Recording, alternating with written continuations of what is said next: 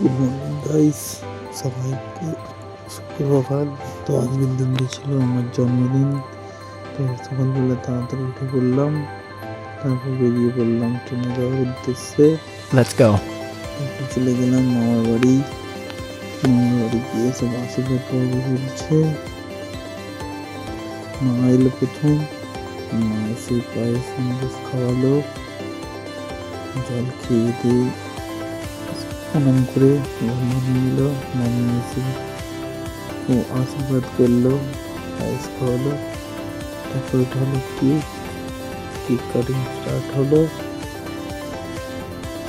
Cake কাটলাম, কেটে ভাইজি খাওয়ালাম, তারপর মাকে খাওয়ালাম।